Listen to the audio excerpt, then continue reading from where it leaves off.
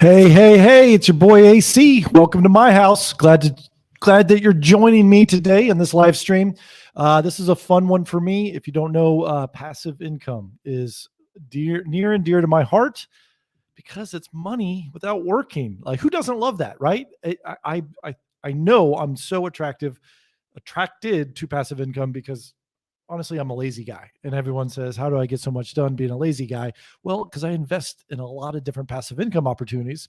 And then I can you do that long enough and they pay off over time, then you can go do whatever you want and it doesn't feel like work. And then you start knocking out and you're super productive because you're only doing fun things that you're interested in.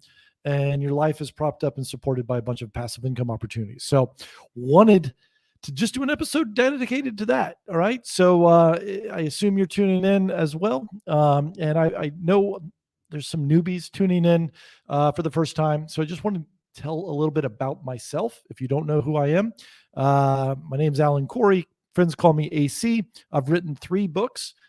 A lot of them are about making money. Well, they all are, but they also have strong threads to passive income. My first book, $1 Million by 30, was exactly how I achieved that. And I try to make my personal finance books entertaining and funny and informative. Second book, The Subversive Job Search. It was about how I, after the financial crisis, 2008, 2009, and the economy was in the dumps, I created a 6-figure salary from nothing by reverse engineering job postings to match my resume, and a bunch of other tools of the trade for you to increase your income, negotiate higher income, when to leave your job. That sort of stuff's in my second book. Third book, House Fire. A lot of it is real estate investing, but half of it is passive income through real estate, which we'll dig into here. And I titled this 20 passive income streams and ideas for you. We're going to probably cover way more than that. It's just how much time and how deep we get into some of these subjects. I'm also this live stream also is a podcast, the House of AC podcast. So if you can't catch it live, or if you want to go back to an episode, you can always find past episodes on YouTube, on the House of AC Facebook page, also as a podcast. I'm also a podcast host of the Agent Upgrade podcast. So if you're a real estate agent and you just want to be a better real estate agent, that's what that podcast is all about. It's us, my co-host, Jasmine Croneton of Jasmine Mortgage Team, who also happens to be a sponsor of the show as well. So if you ever need a mortgage, go to jasminemortgageteam.com.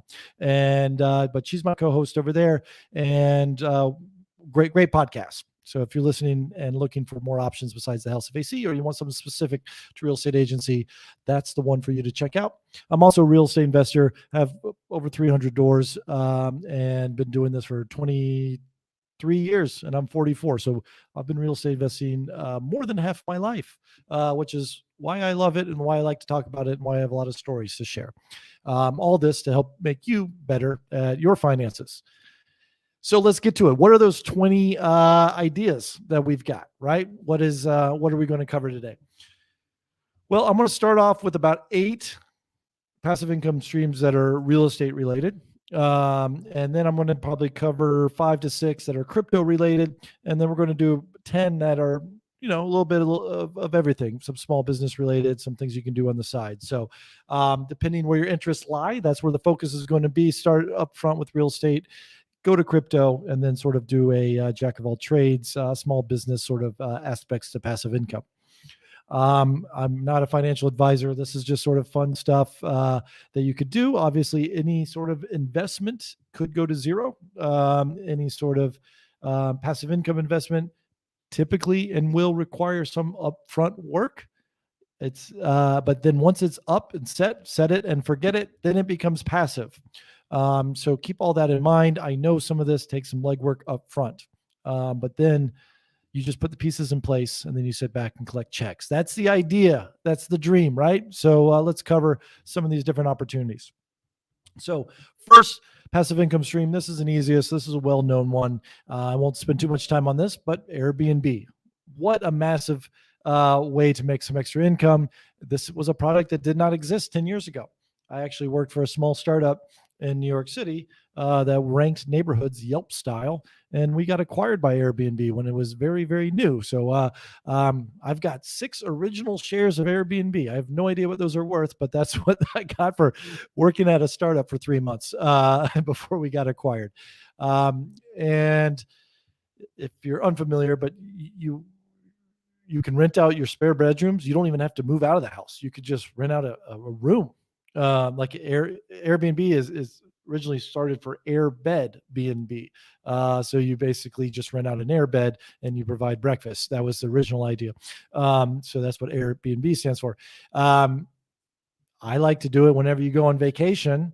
You're out of your house for a week, rent out your house for a week. And that should pay for your vacation. Great passive income that way. Also, when I travel, my default way for lodging is Airbnb. I want to live like a local wherever I go. I don't want the hotel. I want to see what it's like to live in neighborhoods, and really sort of that to me is the vacation, is a lifestyle switch, living in someone else's house for a week. So if you haven't done that as a consumer of the product, highly recommend it. Airbnb is usually cheaper than hotels and you get a great experience. Now, I've done Airbnbs on some of my rentals. You are running a hotel in the sense. What I mean by that is your guests have high expectations for it to be clean, have a list of items that, close to restaurants, almost like a concierge, brochures, things like that. So you'll know very quickly based on your feedback how to run your Airbnb and make it successful. Obviously, photos, having some Instagram worthy photos on your listing is a great way to get bookings. And it's not just travelers and families coming in. Corporate retreats are now happening where they rent out a 5-6 bedroom house and they all share the living room as sort of a meeting space kind of thing. So people are really getting creative with this Airbnb situation. If you don't own a house and you rent a house and it's in any sort of desirable area, 10 of your first 15 calls of people wanting to rent your place are going to be Airbnb companies who want to rent your place and then they re-rent it for Airbnb hire.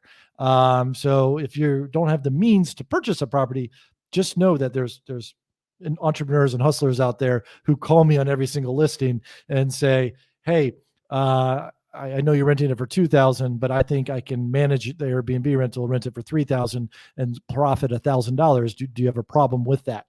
Depending on the property, sometimes I do, sometimes I don't. And then sometimes I'm like, wow, you can make $3,000 on this, and I was going to charge $2,000. I'm going to do it myself.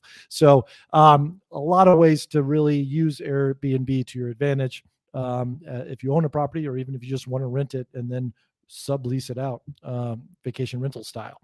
VRBO is another opportunity there. Vacation rentals by owner, very similar product as Airbnb. All right. So that's the first one. Number 2, if you are a real estate agent, this is another stream of income. Obviously, a lot of people get their real estate license because they think it's easy money. And I'll tell you this. This is a well-known fact that gets passed around. Currently, there's more licensed real estate agents than there are listings for sale. We're in a housing shortage. So obviously, it's not the most productive business for everyone. It's really tough to do part-time, but you can earn money. If you have a real estate license, you can earn money through referrals. This is typically get 25% referral. So an agent on average gets 3% commission. And if someone brings you that referral, that typical kickback is about 25%. So I do this to agents. If I can't handle a lead or an agent that's out of town reaches out to me, they'll kick back 25. I'll kick back 25% and vice versa.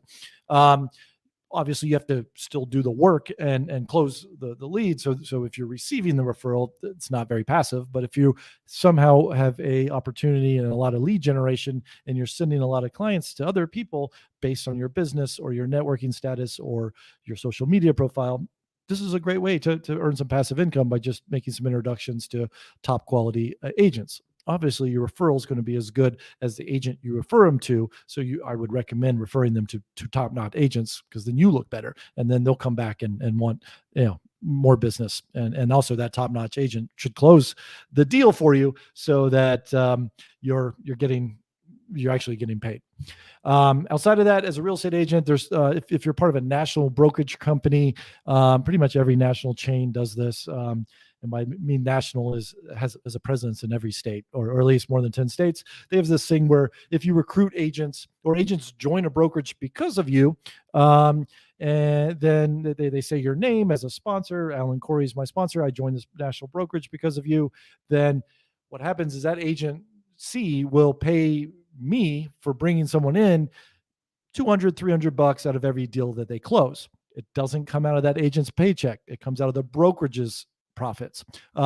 So you're incentivized to, recruit agents. I'm incentivized. Anyone who joins an agency because of me, I'm incentivized to help them continue to grow their career and close their career, because I get, roughly $200-$300 out of every deal they close. Again, not out of the agent's paycheck. So that's another thing. Like if you have a lot of agents that want to come to you, and you're watching this, so I know I have a lot of real estate agents watching me. Great thing to think about. Being a real estate broker, there's no retirement plan. There's no pension. There's you either sell until you die, right? This is great, because then when you quote unquote retire, and you've got this huge downline of 10, 15, 20 agents that are still closing deals, young people that you've groomed, that you're mentoring, that's a bit of a passive income retirement stream, good money there. So something to consider that way. All right, moving on. Another real estate passive income opportunity is called crowdsourcing. There's websites like this called Fundraise, Roofstock. These are some very popular crowdsourcing websites. Sometimes you have to be an accredited investor depending on the deal. If you hear me say accredited investor on some of these passive income options, what that means is you either have to be certified to have over $1 million net worth, or you have to have an annual income of over $200,000, or you have to have a personal finance certification or license. The reason for this is because you're investing in a product. The government has rules and regulations. They want you not to be scammed or taken advantage of on these alternative investments. And if you are of a certain education with your certificates or have a certain income, they say, hey, you are qualified to make these investments because either it's not going to drastically change your life, or you're sophisticated in some way to evaluate a deal to determine whether it's for you. So that being said, you go to these websites, and I'll share my screen here. Yep, here we go. Share my screen here. We got Roofstock. I've never invested in Roofstock, but people ask me about this all the time. It's one of the more popular ones. They have a lot of ads on a lot of real estate investing podcasts, things like that. You just look at someone else who's buying a house, right? So you could do this one of two ways. You could be the person who found a house that you want to flip or renovate or rent out, and then you come here asking for money. Obviously, that's less passive because you are the what they call a GP, general partner, on these deals, and you're putting the deal together, and you've got to do the renovation. But if you want to be more passive, or LP, limited partner, you come in here and you put some money into the deals because you like the returns. Here you go, 9%, 19% annual return, 6.2% cap rate. You can neighborhood ratings, which are all very subjective. You basically are investing to faceless real estate investors. You can follow their track record, and you can maybe narrow your location to certain areas, certain types of properties. You've got everything under the sun here. Some are going to require you to be an accredited investor. Some you can just put in $1,000 here, $2,000 there. Again, it's investment, and you're investing in the person much more than the deal. And you're trusting the person who put these numbers in the listing for you. So it's not 100% safe, but no investment is. So whatever your risk tolerance is, then go for it. Like most investments, your money's going to be locked up until this deal is done. It might take a year to renovate a property. It might take 2 or 3. They're going to explain within the ratings here what it's going to take and how much your money's locked up for. And you can't get it back until the deal's done, until the investment's done, whether that's a refinance later, or if they sell the property later, things like that. But if you just want to get in the real estate game, don't have the time, don't have the energy and the effort, and you just sort of want to cherry pick some deals, Fundrise, Roof Stock are some great ways to go about it. Next in the real estate space for passive income opportunities is something called private equity real estate. These deals, you most likely have to be a accredited investor. And it's similar to what I just explained, except there's no middleman. So obviously some of the returns by these websites, Fundrise and Roofstock, they take a cut of the money, and obviously the returns aren't as juicy and sweet. But they facilitate a lot of the collecting of the money, the distribution of the money, the vetting of the person, in some regards. And so there should be a fee associated with that. Private equity real estate says, hey, you're let's take out the middleman, and you're dealing directly with those partners. So I've done some deals in this way where people directly invest in my deals. So there's just no middleman. So it's more face-to-face. You know exactly who you're investing with. Whoever the GP is, the general partner of those deals, and you're the LP, and you trust that GP to make all the right decisions for you. There's hundreds and thousands of opportunities out there. Bunch of people make this their full-time career, and this is a great opportunity if you don't have money and you want to be a real estate investor, is you get in on the GP side. You go source the deal, you find the team, you put it together, and then you go raise money on the LP side. And I'll tell you this, people aren't going to want to invest in you until you have a track record. So I would recommend possibly doing some things on your own, getting people to trust that what you're doing. You get some experience. People are more interested in investing with you at that stage. And so private equity real estate's another way to get into passive income. And really that's on the LP side and connecting and networking with investors. I've got a link tree here at the House of AC. I'm cultivating these sort of deals and investors. If you're running these sort of deals and you are interested, please join the House of AC Facebook page, which I've just started, as well as the House of AC Discord. These are little communities of like-minded people wanting to get together. So please come pitch your deal, source some deal. Again, every deal is different. It's all going to be risky, but if most deals return 15 to 20% on your money, which is pretty good passive income stream. All right. Now these are where it gets a little bit more fun. If you own a property, you can definitely do this. If you rent a property, you could probably do some of these as well. And so similar to someone renting one of my properties and then subletting it to Airbnb, you could probably do the same here in some situations in these next 3 opportunities for passive income on your real estate.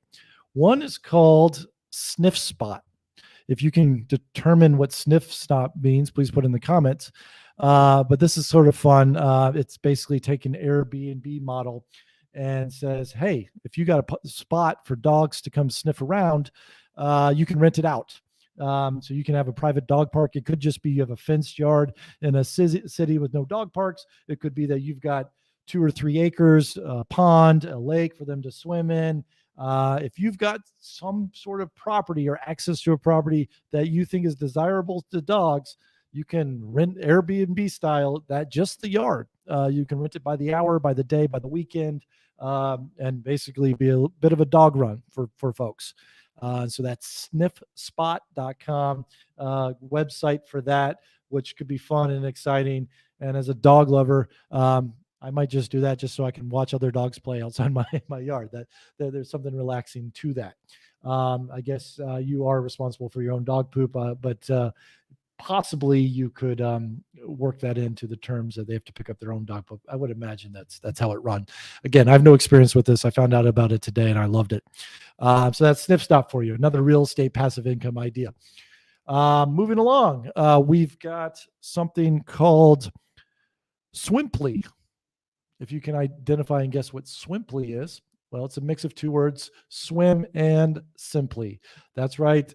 Very similar to Sniffspot. If you have a swimming pool, you can rent out your swimming pool by the hour for a birthday party, which I've looked into this. I've never fully went through it, but for a kid's birthday party during coronavirus, I did seriously think about renting a few people's swimming pools. Thankfully, a friend volunteered their pool for us.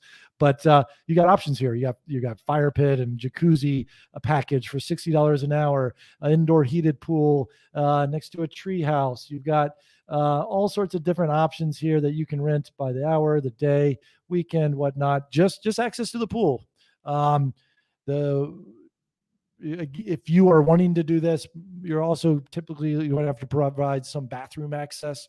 So hopefully you have an exterior access pool, or people are just going to have to come into your house and use the bathroom. Just know that's sort of included. But I love this idea too. You've got an asset, your pool, which is probably you're paying a pool guy $100 a month to come fix, etc. At least offset it, make it a free pool by renting out your pool by the hour. Okay. Another thing along these lines is something called Stache. If anyone can figure out what Stache is, please let me know. But Stache, spelled like the last half of mustache. And that's the logo. You might have seen these signs around town. Well, it's also for stashing your goods. Stash. So if you've got extra basement space, extra closets, things along these lines, Stache is a good app to earn some extra money. And it is stache.com. Airbnb of your extra storage space. For roughly 50 square feet, you can rent that out for $50 a month. And you can charge a move-in fee and insurance. It's really quite interesting process. But yeah, this is great. This is almost you're almost incentivized to rent a bigger place potentially that has an extra bedroom that you can rent out for on Stache, either as Airbnb or as a storage for someone else. Storage units are a great real estate investment. But imagine that situation where you buy a property and you rent it out, and you've got 5 income streams on that property, right? One is you're renting it out long-term as a real estate agent. 2, maybe Airbnb, if that's your idea.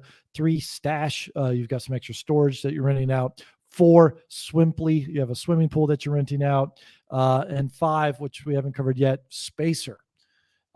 Spacer is another opportunity to make some extra income, whether it's your rental that you're renting yourself. It's not something you're renting out, but it could be something you're renting out. It could be something you're renting yourself. You don't have the means yet to purchase a property. Well, Spacer is a great opportunity for you. And if you don't know what Spacer is, you're renting out your space, your parking space, which is really quite attractive. If you're maybe in a busy city or urban area, you can rent out your driveway, your curb in front of your house. Maybe you've got a parking garage. You've got an apartment that comes with 2 parking spots, but you're only one person. Spacer.com is the app for that, to rent out your parking space. All those are really fun and creative ways to make some little extra income. A REIT would be the 8th or passive income for real estate. What a REIT stands for Real Estate Investment Trust. And basically it's a mutual fund of real estate investments. And this is usually run by a Wall Street firm, a hedge firm fund of sorts. And you can pick the niche. You can get a total real estate investment trust, which goes across all different niches and products. You can also narrow it down. So there's office REITs where, hey, I only want to invest in a mutual fund of sorts of office space, industrial REITs, commercial REITs, big city, rural, all sorts of different flavors to REITs. And you're throwing some money in, and these big companies, they've got this massive portfolio of, whatever their holdings are. And so if say it's a warehouse REIT, and some company creates a product, a portfolio of 1,000 warehouses across America or across the world, and you say, hey, I think warehouse space is going to go up. I want to invest in a warehouse REIT. And they give you quarterly returns. And so you're only as good as that sector that you invest in. So that's a way to kind of get in real estate passively without not a whole lot of effort. So some really fun, great ideas there. All right, moving along. Now, the next 5 things I want to cover are crypto related. And so this may or may not be for you, but this is a new space, new technology, obviously a lot of risk, and, it could all go to zero. We're in the wild, wild west phase of crypto. And so the first thing is music royalty NFTs. I've talked about this before on my NFT show. Typically, I talk about crypto on Fridays. The music royalty option is basically a artist, royal.io is probably the most popular website. And what it is if you are an artist or you want to invest in an artist, this is the marketplace for that. Someone might say, hey, I'm recording a new album and I need to rent a studio and a producer, pay for a producer, come up with an album art and marketing and such like that. So I'm going to sell 10,000 NFTs. NFTs are just basically JPEGs with a blockchain with a receipt that says you own it, you're the rightful owner, and it's non-fungible, which means it's unique, specific to you.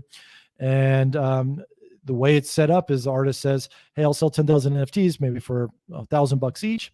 They raise $100,000, they get their album out, and in exchange, they'll share some of the royalty streams of their music back to you. And so obviously you're just as good as the artist in terms of what your returns are here. In some ways, that artist now has 10,000 fans that are going to go hawk their album for you, right? Because now they're incentivized to make you successful. So I think this is great for both artists and possibly for passive income. Obviously very risky. It's very difficult to make it in the music space, but if you do and you hit a home run and you are a original supporter of a top selling album, wow, imagine that income stream passively. So it's kind of a fun new space to play around it. I talked about it earlier. Nos just did this, Kings of Leon. So some of these bigger artists on Royal.io, you're mostly getting access to them. That's more of what they're selling and less of their royalties of the income stream. But, you never know. There's opportunities abound out there. And I think that space will just get bigger and bigger as we go. Not limited to just musicians.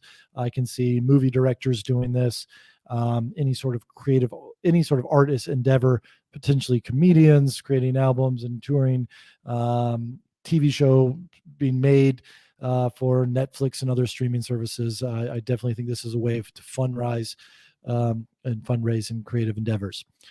Moving along, crypto staking is the next in the crypto space. What this is so right now, proof of stake and proof of work are two of the main options for cryptocurrency to prove that it's actually real. Proof of work means, hey, I've got a receipt that this coin or token or currency was mined at at this time and date. Someone had a server that created this token, and that's called proof of work. You can follow the blockchain, which is just like a transaction log of where something created and the provenance, and then who it got sold to or who it got shipped to. So that's proof of work. And that's very server intensive and very energy draining sort of way to create cryptocurrency. And a lot of environmentalists are unhappy with this and don't want to see sort of some Bitcoin and such prevail because this is such a taxing endeavor. So other sort of cryptocurrencies, Ethereum and others said, well, we're going to move to a proof of stake model, which basically says instead of tracking it all the way back to the beginning to prove that this was original, which can take work, obviously, if you keep selling and using currency, that transaction log gets bigger and bigger. Proof of stake says, we're going to take some shortcuts and you can stake your cryptocurrency, which basically says, hey, I want to put up 1,000 Ethereum and stake it. And then when the Ethereum transaction logs will move a little bit faster, not use as much energy, because they'll say, hey, this is close. We've only done half of the transaction log instead of the entire thing. But if we make a mistake, we've got this staked currency as backup in our reserves, basically like a community treasury that we'll pull from in case we make a mistake. And so it's a way to kind of shorten it and step it up. So why would you want to do that? Well, you get paid to do that because you're risking your money. Like, hey, if all these machines on this entire network and across all these nodes make a mistake, they're going to pull that money from the community pool. That hasn't happened yet, as far as I know, not very often, at least. But in exchange, we'll pay you, 10% a day on the money that you stake. Some people get 100 to 1,000. And so there's a lot of incentives to stake your currency and get paid passively that way. I won't go too deep on that, but just know that's an option out there in the crypto world. And a lot of people are using that right now. I think that's not those great returns, 10% and above, 100%, I've seen 1,000%. and more. Obviously, the more they're willing to pay you, the riskier that is, meaning that currency may not ever take off, or they don't have enough servers, and so they're gambling a little bit more with your money there. But you can definitely make some great passive income that way. Next in the crypto space, so I've got 3 more in crypto, and then we'll continue on. Next is crypto nodes. So we talked about mining first. So crypto mining is creating the coin or the currency, and you get rewarded by running all these transaction logs and running these algorithms to create something. But then you've got nodes, which are saying, hey, I'm not going to create the coin, but I'm going to hold those transaction logs, that blockchain. And obviously the more nodes there are, you can share the work. So you can do 10,000 different nodes, basically computer servers saying, fact checking all the transaction logs constantly. And so you can get paid for this as well, for putting up your own server, using your own electricity, and just letting it fact checked for you. There's all sorts of different products. There's some called Strong Block, which is popular, Flux, Presearch, Constellation, Helium.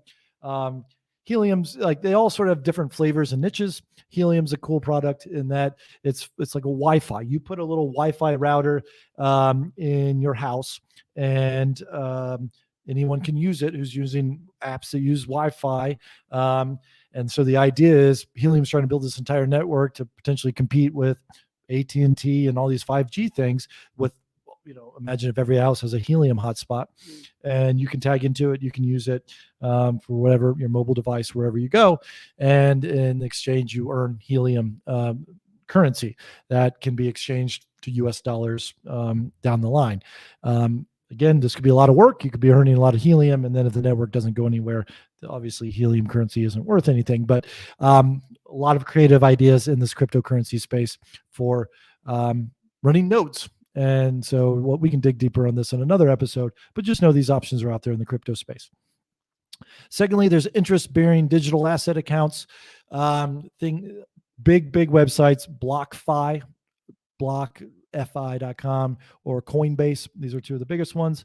Basically, they act like what a bank does now. A bank says, hey, if you put some checking, you've got a checking account, but if you also have a savings account, we'll give you 0.5% interest on the money you put in that savings. The reason a bank does that is because the more amount of money they have in their accounts sitting there, there's a multiple that they are allowed to lend out. So if say that multiple is 25 and they've got $1 million across all their customers sitting in a savings account, then now they can give out $25 million of mortgages. They can give out $25 million of lines, whatever their multiple is.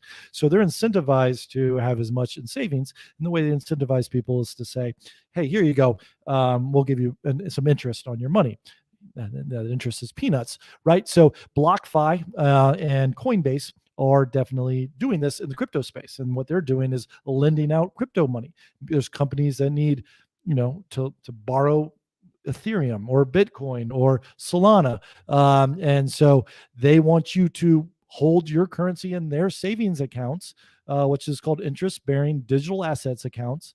And they will pay you in that currency. You're earning interest on that currency.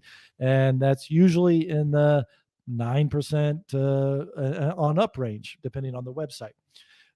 So that's another way to sort of stake it's not staking, but it's you're holding in a checking account, and you can move it out of your checking account in a moment's notice, and you don't earn that interest-bearing account. The thing is, it compounds. It compounds daily. So most checking accounts compounds monthly. In the crypto space right now, it's daily. You get paid monthly, but it compounds daily, which really, really jacks up your returns. One thing I failed to mention about staking: typically your money's locked up staking, and so 2, 3, 5 years sometimes. So just that's the difference between staking and interest, earning on sort of account like BlockFi and Coinbase. All right, moving along.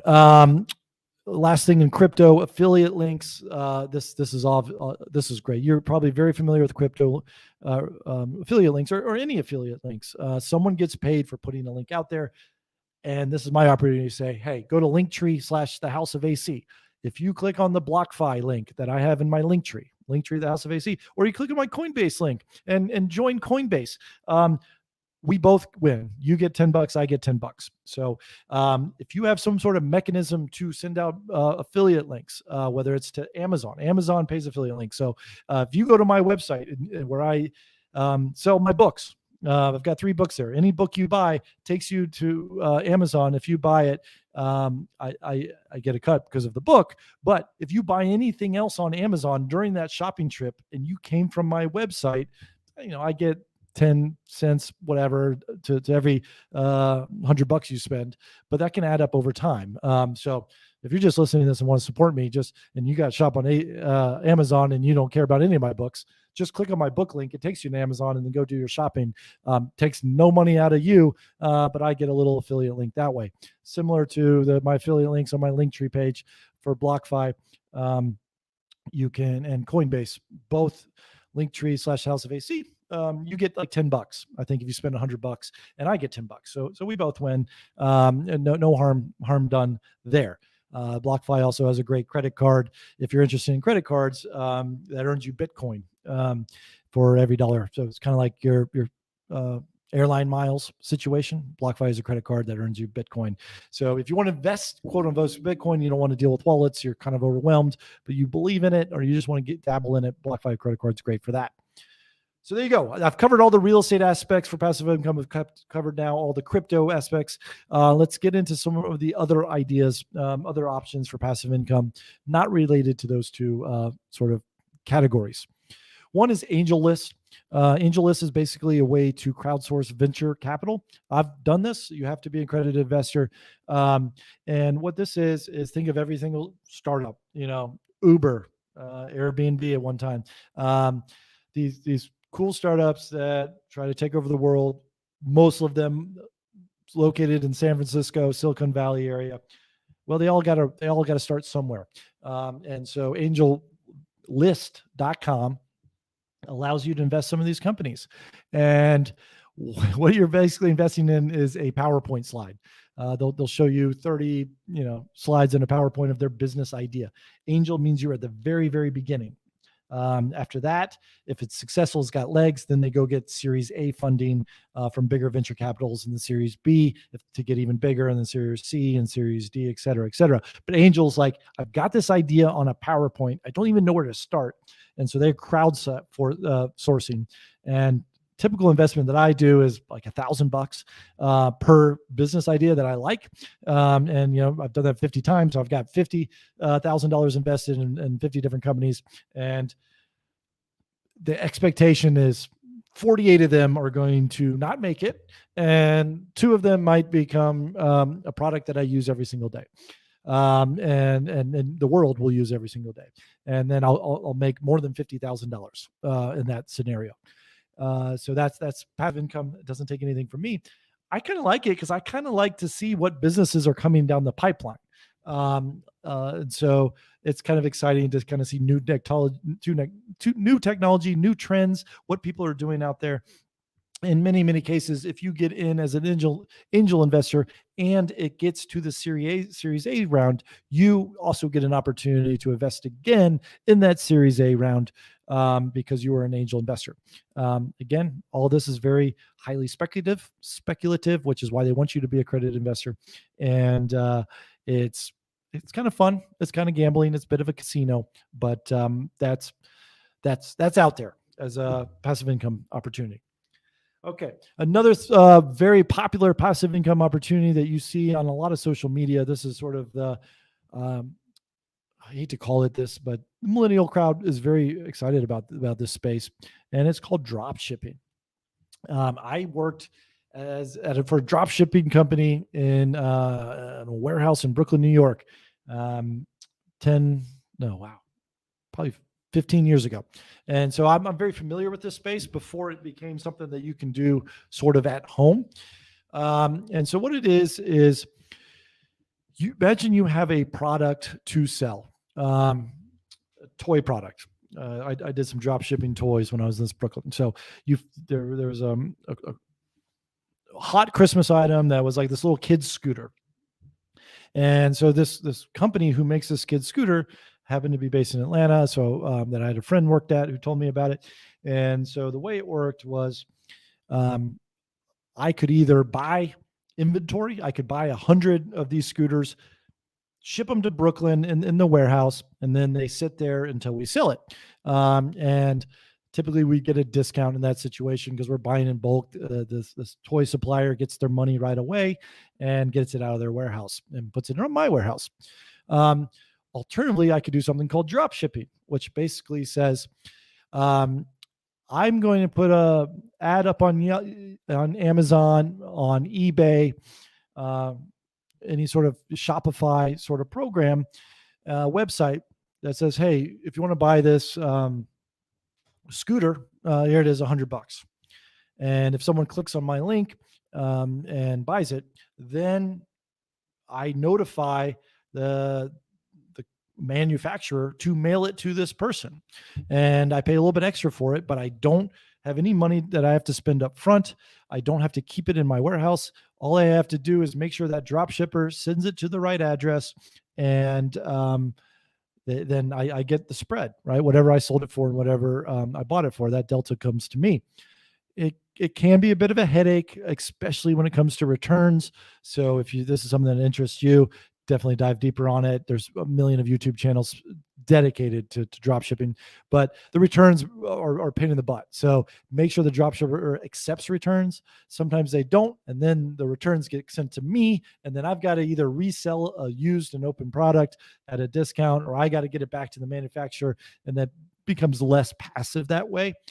But a lot of people are making money this way. And another sort of shortcut to this space, this shipping space, is to go to Alibaba, which is the Amazon, eBay of China. And as we know, most products that we use are made in China. So you can buy every product you buy. It basically comes from China. There's a Chinese version on it on Alibaba, very, very cheap. But you basically have to buy in bulk, 10,000, 20,000 of something. So, someone might buy a mascara of 20,000 and you can white label it and call it House of AC mascara. And then I go Shopify, Amazon, etc., sell it on there. And I'm drop shipping. Sometimes I can get it mailed from China, but that takes 3 months, or they ship it to me and I get a co-packer to kind of reship it out. Amazon now offers this service, their own warehouse service, where I can actually store these 10,000 mascara pieces of makeup in an Amazon warehouse, and then they'll ship it out for me and they'll deal with the returns. Obviously, they take a much bigger cut that way, but then I don't have all those upfront expenses, and I'm not renting a warehouse, and I'm not hiring workers to package and ship materials. So Amazon's doing all they can to take these drop shippers out of, or basically replace them and make a little bit of money for themselves. So that is a very popular passive income stream out there. Second thing is money lending. So if you have extra money to invest and you just want to lend it out, there's programs called prosper.com. I have used this before. In Canada, there's one called LendPeer, GoPeer, GOPEER, but I use prosper.com. And what this is a market of lending money and people needing loans. It's everything under the sun that says, hey, I need, I want to consolidate all my credit cards. I want to borrow money at 10% and I need $20,000. I could give them the entire $20,000 and they'll set their own terms and say, hey, I'll do it for 10% interest. Or I can just put $50 in that person's fund, and that person raises $50 from thousands of people to raise their $20,000 and earns $10. And so you can kind of spread out that risk on prosper.com to say, I'll put $50 in this person's plans, and this person wants to do a home renovation, and they'll pay 8% on the money so they can do a $30,000 renovation. I'll put $50 there. This person wants to consolidate some other loans or wants to buy a new car, and so I'll put $100 in that fund. And the Prosper will do a background check and run a credit score. And obviously the people with the worst credit scores, you'll make more money. You'll make up to 20% on your money. And the people that are safer bets and better credit scores and credit ratings, you'll earn 3-4% of your money. So you can really diversify. Put 5% of your holdings in riskier asset, 5 in the safer, 10 in the middle, whatever you want to do. You can lend out your money that way, and just know you're locking it up. Typically, you're lending out your money for a year or two before you get it back. So that's another opportunity here. And I've covered more than 20 passive income ideas so far, but I've got a couple more to talk about. Lastly, a lot of people own a car or need a car. And that's always considered a liability. The best thing you can do to make money is to turn all your liabilities into assets, income and generating assets. So a couple programs out there for you is something called Toro, which I've used a lot. It's basically renting out your car, similar to Airbnb, renting out your house, you're renting out your car. Especially with a rental car shortage this summer. I was constantly using Turos when I was traveling. I had no other option. And all the owners of the services that I talked to were people who had just bought a car. And, one guy's like, I just bought a car yesterday to put up on Turo because I knew I could make, it cost me $10,000 to buy this car, but in 3 months, I'll make $10,000 renting this out. And I basically have a free car. So the owners didn't really have info on the car, how to drive it or knew anything about it, but they were in the car lending business now. So if you're out of town and for a week, you can lend out your car and make some money. If it's just you have an extra car or you don't use it on the weekends, I mean, this is a great way to just basically people can rent it by the hour, by the day, by the week, by the month. And I know people buying fleets of cars and basically in 3 to 6 months, that entire fleet's paid off and they have all these cars. And if Toro goes out of business, I'm sure they can sell a used car that has a little bit more miles on it. And now you're, this passive income in many ways. I guess what's not passive is you basically either have to hire someone to drive your car and meet someone at the airport in many cases, or you charge a little less and they have to come to you, come to your house or come meet you in a parking lot to come pick up your car. So it's not completely passive. Another thing is RV rentals, same thing, but it's RV space. I was on a show recently. I was interviewed by Robert Leonard on real estate investing show. He's got in this space, and basically what it is, he I should have him on the show and just pick his brain. But the long and short of it is, he buys an RV with very little down, 5% down. You can get a RV mortgage car note, I should say, 1.5% interest rate. So you're financing it, you're paying $300-$400 a month. And then you rent out the RV to someone, right? Similar to Turo. And no one's renting an RV by the hour, right? They're renting it for a week at a minimum, most likely, or a weekend. But many rent it for a month or two. And, what people are expecting to pay $500,000 a day for an RV, and his car notes, whatever, $300-$400 his RV note. Let's say it's $700 a month, and he rents it out one day out of the month that covers his entire car note. So this is a great way to have a bunch of assets paid off. And then once they're paid off, then your income stream's very generous in the RVshare.com. One other car related area, free car media, or Rapify, WRAPI, Rapify.